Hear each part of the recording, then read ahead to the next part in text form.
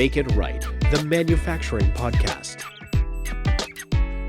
At the success or failure of a manufacturing plant is the fact that the people who know best how it really operates, what's really happening day to day, are the people on the floor, the supervisors. And so, as leaders, if you can create a transparent, open, two-way communication flow where you genuinely are interested in improving things, solving problems, making things better, then you'll find those things out. The best plants are the ones where people are open to understanding how it truly works. And what are the things that are getting in the way of people making the plant run faster, better, hit schedule, create better products, better quality, right first time. Welcome to the Make It Right podcast. I'm Janet Eastman, and this week on the show, we are talking pursuing world-class leadership.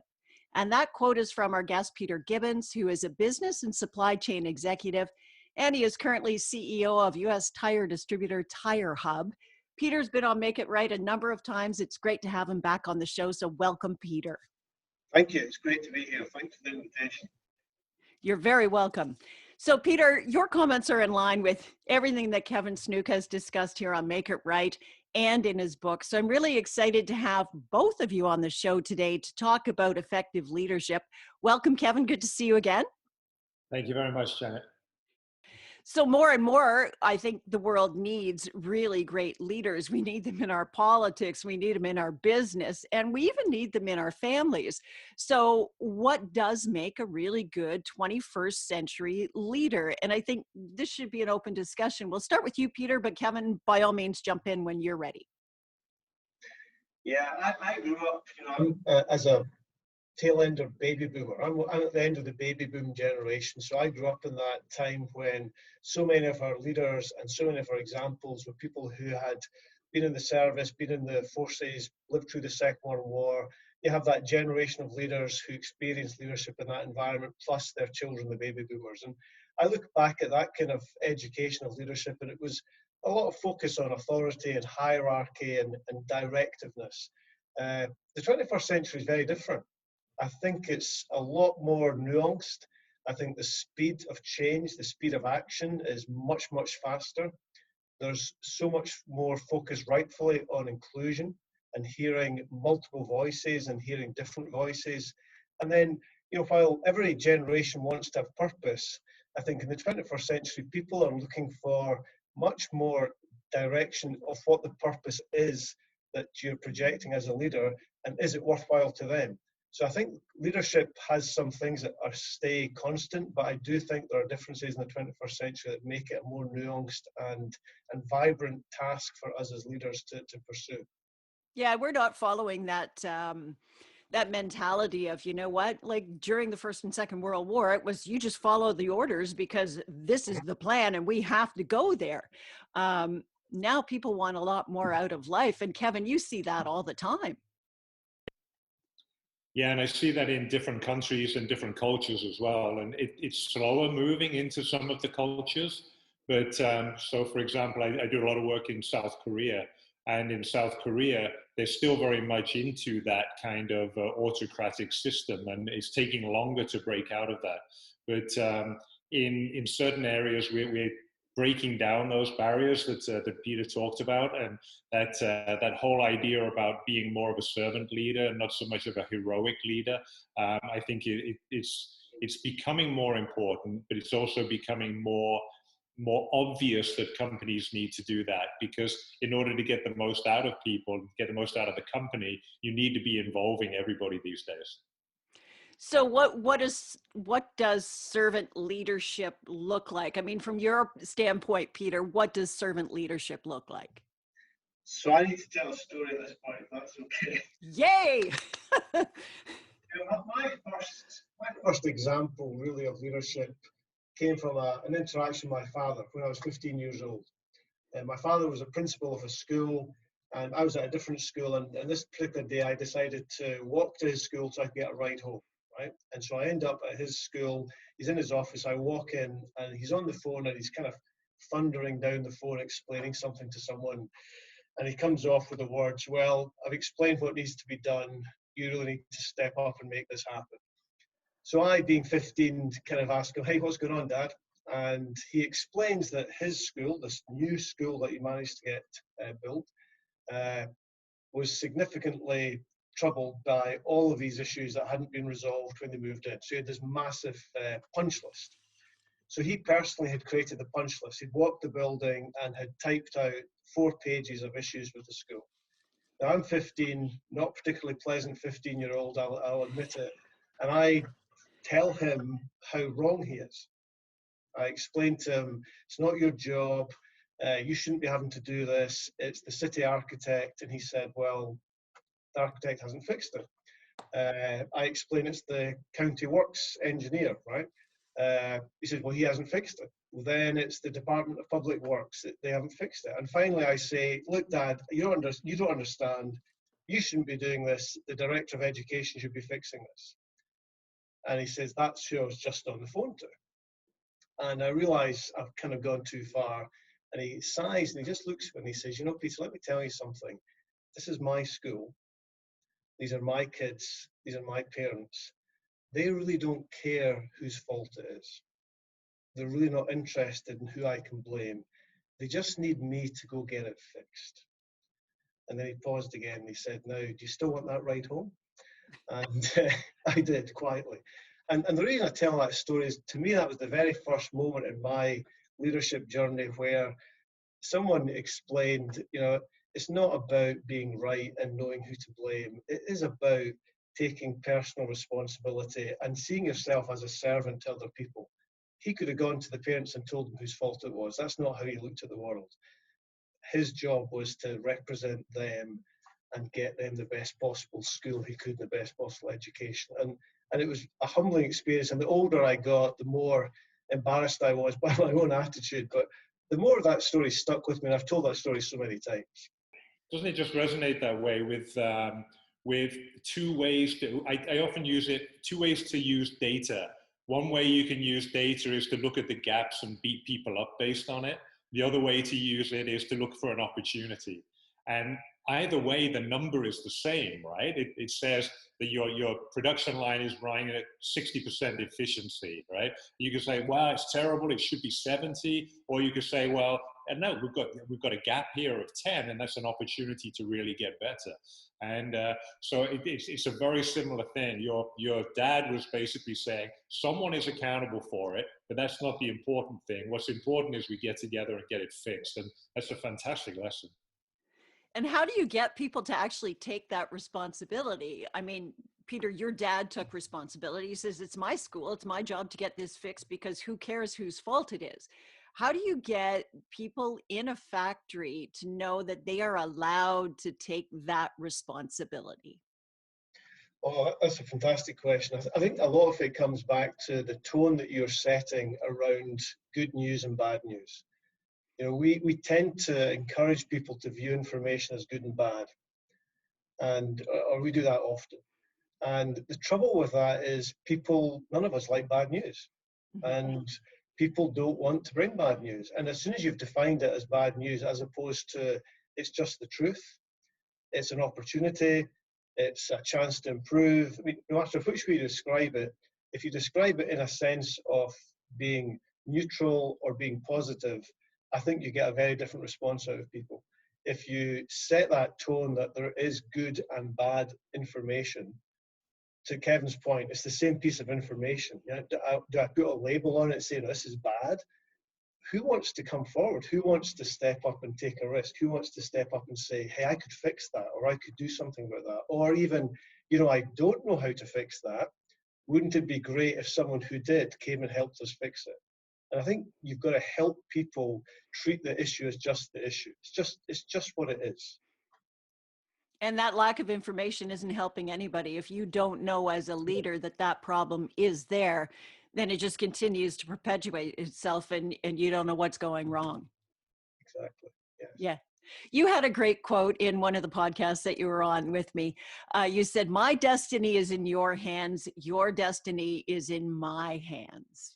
And that's what this is all about, isn't it? Well, it is. It's teamwork, isn't it? It's, you know, you don't want to play for the soccer team where someone says, you know, I'll just do my part, the rest of you do yours.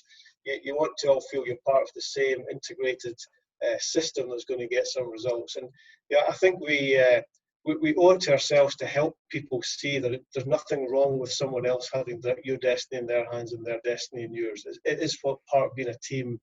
And being a leader, you should be encouraging people to see that you're collectively in it together. There's only one prize, there's only one agenda, we're only one team.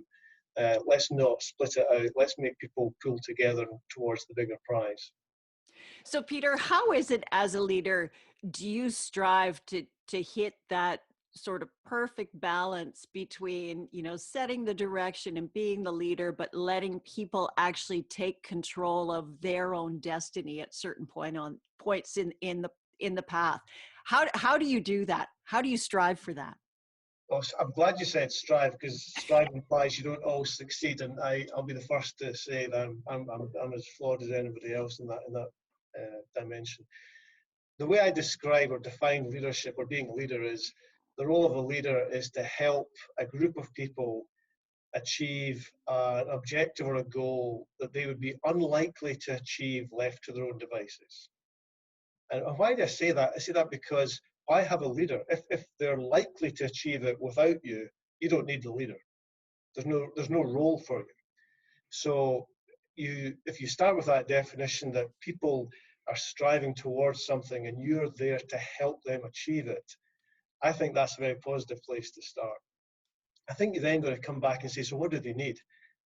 What do they need from me? And I think part of your job is to provide confidence, remove fear, provide the tools to do the job. You can be a great inspiration for people, but if you then don't provide the facilities and the tools for them to be successful, then that's wasted. If you're providing people confidence, but your first instinct is to criticize and point out the flaws, then that creates some of that fear. That's not going to build confidence, going to create fear. So part of what I've always strived to do is, how do you help people be the heroes that they are naturally? I truly believe that people are naturally heroic. I absolutely believe that. People are naturally heroic. How do you help them bring out that natural heroic approach to things? Let them think clearly, let them think straight, let them take some accountability and responsibility for the problem. Let them step forward and say, I've got an idea. It might not work, but I've got an idea. If you said to me I'd left a meeting and someone had a great idea and they didn't bring it out because of my behavior, to me I'm sure Kevin would feel this having run factories, you feel pretty bad about the fact that people who have ideas, they need to be able to express, they need to be able to dialogue and have conversations. Kevin, how do you set that tone? Removing that fear so that people actually feel that they can come forward in a meeting with the leaders in the room and say, I really think maybe this is a good idea. How do you remove the fear of doing that? Yeah, we've talked about this before, and it's all about being able to listen. And I think that's where the patience comes in.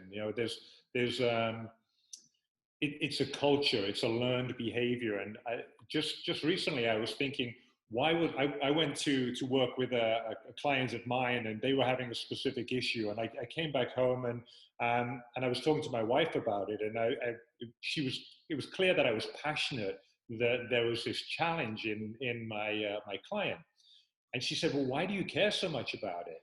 And it was an area that I wasn't specifically responsible for. They had a challenge in the market with one of their products, and a non-governmental group had gone in and done a survey, and they'd kind of been battered by this survey.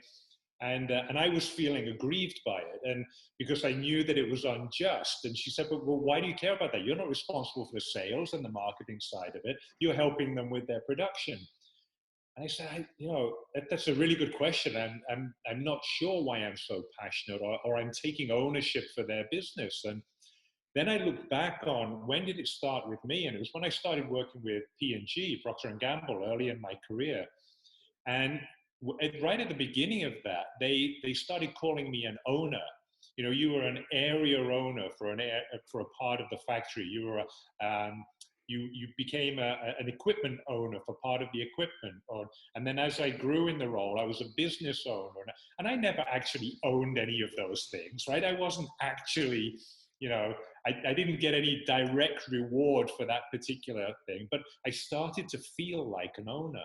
And through those 17 years, that ownership feeling just grew. And then I ended up taking that with me. So I think as leaders, we help people become owners by treating them like owners, by giving them the opportunity to take accountability and to make some decisions and to make mistakes, and then help you fix the mistakes that have been made. It's about interacting, and a big part of that, Peter said it beautifully. For me, it's around help and support, right? As a leader, we set a very clear direction. We want to make sure that we are inspiring people to move in that direction. But then the biggest role we play as a leader is to help and support them to get there. And that idea around bringing out the hero in every individual is just wonderful. And so to me, it's around listening to people, finding out what they really need to be able to achieve those things that they wouldn't achieve without your help, and then just putting that in place. Peter, you're nodding there. Yeah. Lots of thoughts going around, Kevin. It's interesting. You can say to a group of people, you have to reach this target. You have to hit this number. And the first reaction is likely to be, we don't know how to do it, or it can't be done, right? If you position it the wrong way. If you persuade people that it's absolutely necessary, you'll get a different response, right? Or if you say to people, hey, if we had to take this number from X to Y, what would you need? How would you do it? You get a completely different response. And often you see people, they drift to the first one because they short circuit. It's very easy to say, well, quality needs to be 99%. We're at 90. And the person says, well, we were at 85 last year. And suddenly you're in a debate about the number. And what's behind it is the person thinks, oh my gosh, if I don't know how to do this, I'm a failure. If you said to the person, hey, by the way, if we're at 90, by the way, that was great, you got us from 85, what would we need to get to 99? Oh, well, let me tell you, we'd need to replace line 1, we'd have to put a new widget on line 2, we'd need to build some training. Suddenly, it's all coming out. Similarly, if you were to say, oh my gosh, we're in such a situation, if we can't get our quality from X to Y, I think we're going to lose this account. That word ownership comes up. People are like, oh, really? I didn't realize it was so important. Oh, wow. I thought 90 was good. I didn't realize that without it being at 99, we might lose one of our accounts. So how you position these big challenges creates a very different response from people. And too often you'll see someone, maybe it's inadvertent, maybe it's instinctive, maybe it's trained. It comes out in a manner which feels too much like a challenge to the person on the other end. And their first reaction is often, can't be done, don't know how to do it. And suddenly you're in this negative cycle. Whereas actually what you're trying to do is solve a very cool problem. You're trying to do something that hasn't been done before. And I love what Kevin said about ownership. Getting people to feel trust and ownership that they're part of the solution is such an important part of this. So how do you do that? Like, what's that key trait to getting you to get there? Kevin, go ahead. Yeah, well, let me ask Peter a little bit of a question, a follow-up on that if I can. It's really around, you were talking about sharing information with people so that they understand why that is so important, to get together and achieve that particular goal. But a lot of companies that I go into, they seem to have a challenge with transparency. Yeah. They don't want to share too much information, whether it's financial information or challenges or vulnerabilities, because something's not going exactly the way. How do you have the confidence to be more transparent in an organization and bring that, because that's a critical part of the ownership that Janet was talking about? I think I was very fortunate in my early years at ICI, huge chemical company, running big, they had big hazardous chemical plants, and safety was such an important part of our heritage and our culture. And not being transparent in a highly hazardous environment is really not a good thing. And of course, we were never perfect in anything that we did, but we strived heroically in so many ways and did so many amazing things. But I do remember the idea that if there was one thing you were always going to be transparent about, it was something that was technical, either safety or engineering related. And I remember seeing things come out in meetings which the only reason they came out was because we created a culture that said, if it's safety related, if it's to do with how we run this high hazard facility, it needs to be on the table. We can't keep that quiet. And then you start to see other examples, Kevin, where you think, well, that's interesting. Joe's not sharing that information about his financial project or his other thing. And you began to see these conflicts or contrasts rather. And so I would say my real instruction in that area was growing up in ICI and seeing how powerful transparency could be. But I'd take it a bit further. When I interview for leadership, there's three things I always tell people I'm looking for. The first is, I'm not hiring you to have answers. I'm hiring you to know what are the problems, the opportunities, the issues, which is very hard for some people because they've been raised differently. They've been raised, if you don't have the answer, keep quiet. Don't raise the problem. If you flip it around and say, I'm paying you to tell me what's broken, what needs to change, what needs to improve, you're actually giving someone a task they can accomplish. Telling someone you have to have all the answers, that's impossible. Then the second thing, back to the transparency thing, is I look for what I call working with your door open, your windows open, the shades drawn wide. You want people to work in a fashion where we can see what each other's doing, that we're transparent, that it's on the table. And those two things feed off each other. If we're an organization that's happy to talk about problem solving, then that helps be transparent. And then the third thing I look for and I insist on is we all have to be able to sleep at night. I don't want anybody lying in bed at night beside themselves because they're behind in a project or because they don't know how to solve a problem or the numbers aren't adding up. Because all that happens when they eventually tell you is the first question you ask is, how long have you known? And if they say yesterday, you say, good, we're on it early. If it's, well, I've been lying in bed worrying about this for 6 weeks, first of all, you've probably done them and their family tremendous damage. And secondly, you've just lost 6 weeks. So I say to people, be a problem solver, bring problems forward, help us be a problem solving culture, be transparent, and let's all go home at night and get a good night's sleep so we can come back and be the best we are. And if we can't get a good night's sleep, put your hand up and say, I have a problem. Mm-hmm. Mm-hmm. Kevin, have you seen that where, well, you must have, when you've been out there talking to leaders and their teams, the fear of bringing things forward and sitting on things for weeks? Yeah, and that fear comes from both ways. It comes from the individuals about bringing things forward, but it also comes from the leaders about sharing certain things. And, I've always felt that for a frontline employee to really take an ownership role and feel accountability, they need to know what's going on. Yeah. And so one example of that is budget management. A lot of companies I work with, especially a lot of private companies, are really afraid of sharing their numbers, their actual their profit and their loss and the budgets for each department, and what are we spending money on, and why are we choosing to spend on this and not spend on that. And there's a real fear about sharing that information, and I think that creates a lot of the fear in the individuals, because if you're not allowed to ask about money, if you're not allowed to bring up this subject because it might cost too much, then you're never going to come forward with it. And if you're coming up with a proposal like, I really need a new tool to do this job better, but I know that if I ask for that new tool, people are going to say to me, well, why do you need to spend the money, right? Then you're never going to bring forward that particular issue. And so the transparency starts from the top again. We need to be able to show people that we're open and that we're willing to talk about the difficult things for them to be able to feel comfortable. And Peter mentioned this before around the leadership behaviors, but vulnerability I see as a real strength. I think if you as a leader can say, I don't know all the answers, I'm not exactly sure what we're going to do next, but I want to have a conversation about it and I want to get some input from other people, that vulnerability itself opens up the organization to completely new ideas that you would never have thought of before. Mm-hmm. Peter, you're nodding. Yeah, it's interesting you use the example of financial information, because telling people they can't spend is a great control system. Right? It stops difficult decisions coming to you. It's such a negative thing, but it is absolutely true, Kevin, that quite often we don't tell people things. People then, I don't want to be the one coming forward asking for the new widget.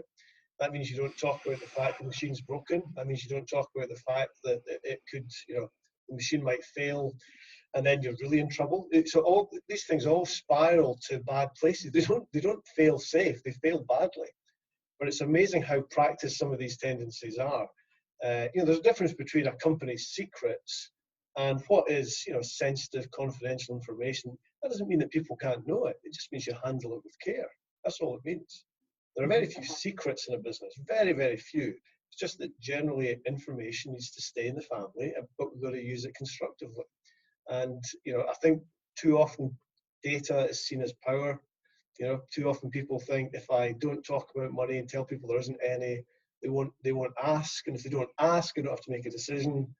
I once had a chief engineer, he couldn't get this particular capital project approved by the CFO. And he came to me one day and he said, Peter, I've got a real problem.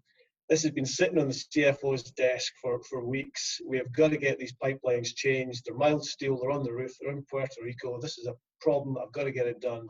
And I looked at Larry and I said, hey Larry, let me tell you a secret. Our CFO was trained as a chemical engineer. That's all I'm going to say. So Larry walks upstairs, walks into his office and says, hey, as the chief engineer, and you being a former chemical engineer, you'll know why I need to get these pipes changed. Are you going to sign it or not? It was signed within 5 seconds. Because he fought the battle on his own terms. He didn't fight it on, there's no money, it can't be done. He went in boldly and said, hold on a second. It's sitting on your desk. You know what the right thing to do is here. That's a great story.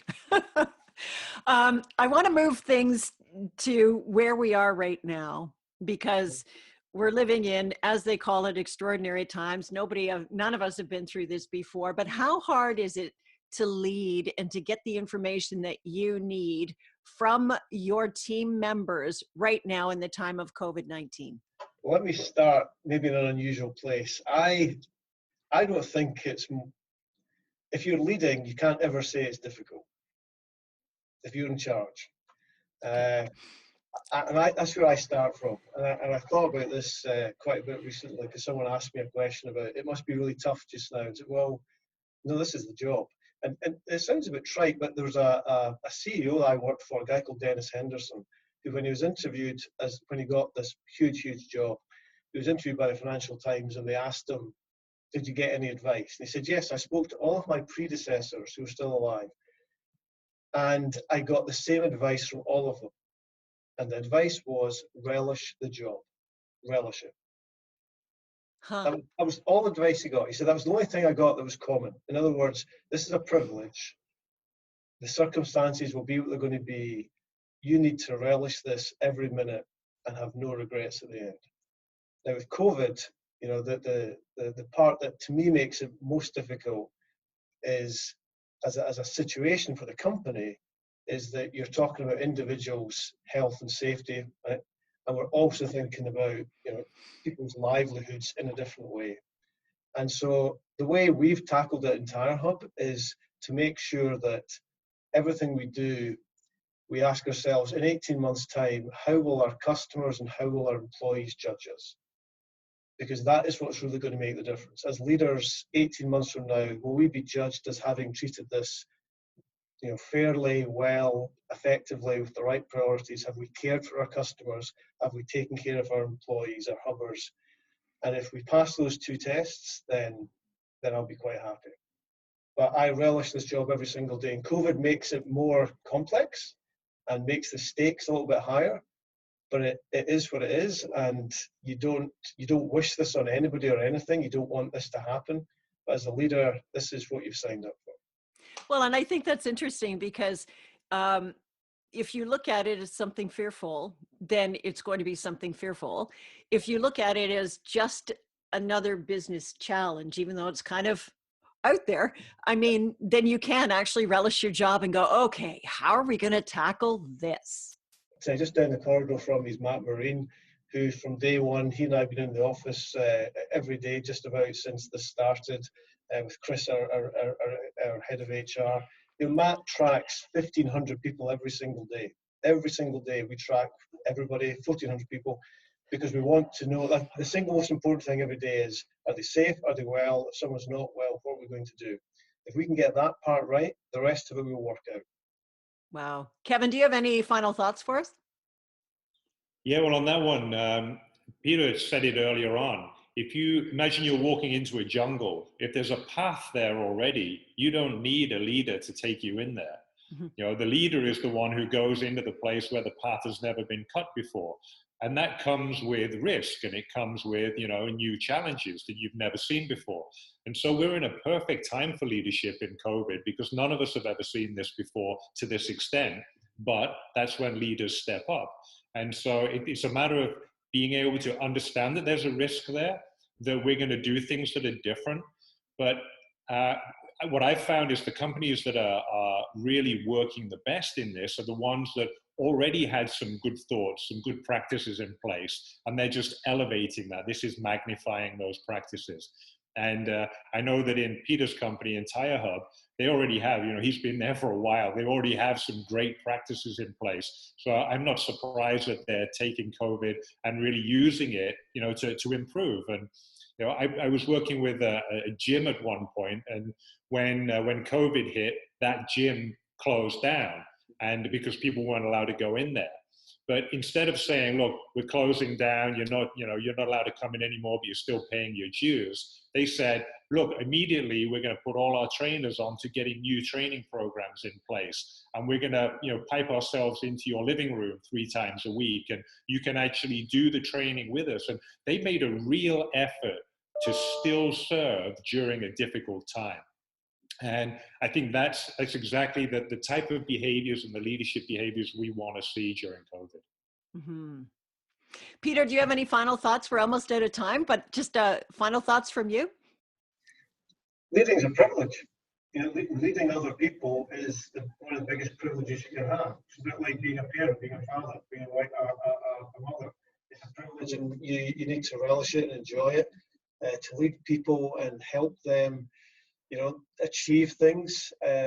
You just got to wake up every day and say, this is a great thing to be able to do, a cool thing. And if you can't do that, I suggest you do something else. But it's a great thing. But I really appreciate the chance to come and talk with you and be part of the show.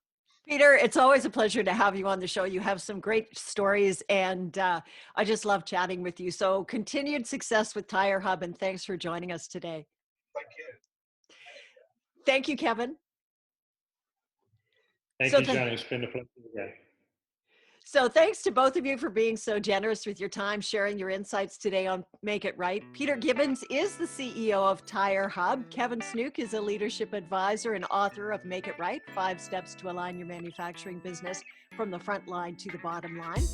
And if you'd like to listen to other episodes of Make It Right, Peter's got 4 of them back there in the catalog, so check them out. There's some great stories in there. You can find us on iTunes, Google Play, Stitcher, Spotify, and YouTube. And every week we announce our new shows on Twitter and LinkedIn. I'm Janet Eastman. Thanks so much for listening to the Make It Right podcast.